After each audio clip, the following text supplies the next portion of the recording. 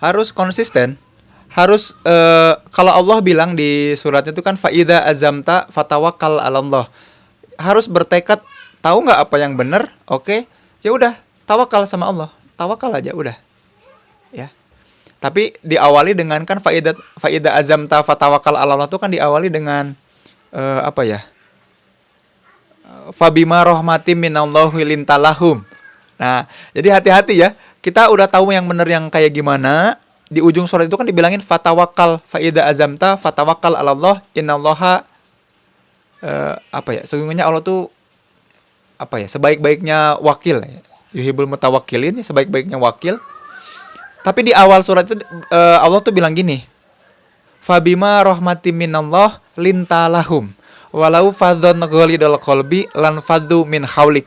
Nah, ini ayat diberikan kepada Rasul dalam rangka dakwah. Lingkungan Rasul tuh kan nggak bagus banget, lingkungannya nggak asik banget buat dakwah, buat berkembang bertumbuh tuh nggak asik banget. Tapi Allah bilang gini, fabima rahmatim minallah, atas berkat rahmat Allah, lintalahum, engkau berlemah lembut. Walau fadzon ghalidul qalbi, kalau kamu berkeras hati, lan faddu min haulik, berhati keras dan bermuka masam, lan faddu min haulik, mereka akan berpaling dari sisimu. Jadi Allah itu ngajarin Rasul, ngajarin Nabi, walaupun di lingkungan yang buruk, berlemah lembut. Wow, keren ini. Berlemah lembut. Jadi Allah itu ngajarin Rasul tuh berlemah lembut. Mau dilemparin kotoran, mau dicaci maki, mau disiram sama kotoran unta ketika bersujud pas lagi sholat, Rasul tetap nyontoin berlemah lembut. Dalam lingkungan seburuk itu tetap berlemah lembut.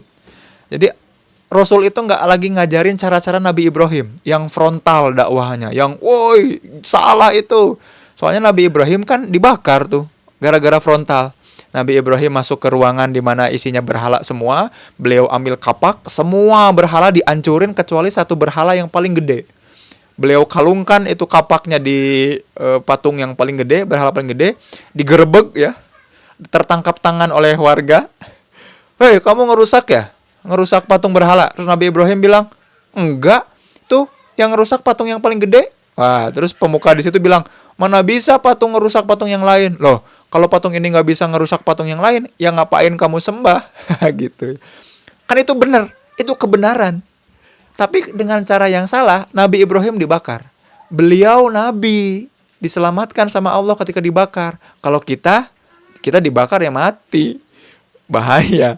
Makanya yang dicontohkan itu cara Rasul. Kalau kita berada di lingkungan yang nggak bagus, gimana Kang? Ya faida azamta fatawakal 'alallah. Setelah sebelumnya tadi lintalahum, berlemah lembut.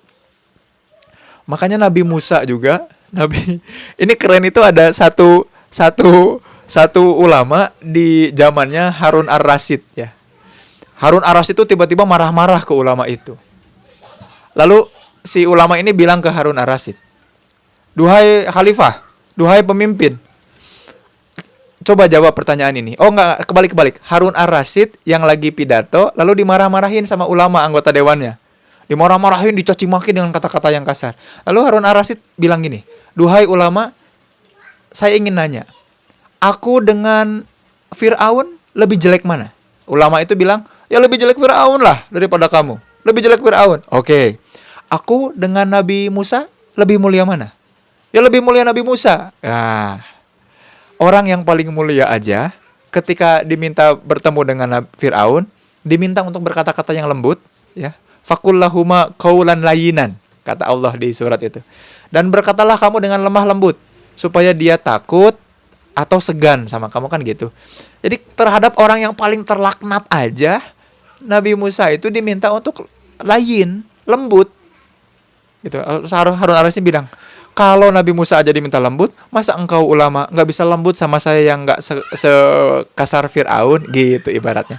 Nah, ini tantangan bagi kita untuk bisa berdakwah, beribadah dengan layyin, dengan lembut, walaupun lingkungannya buruk, nggak mau tahu, harus layyin, harus kuat lembut, jangan lemah lembut ya, kuat. Faida azamta fatawakal Allah, kuat tekadnya, tapi lembut dalam berkomunikasi, persuasif gitu, kayak gitu, konsisten gitu, Kaisan.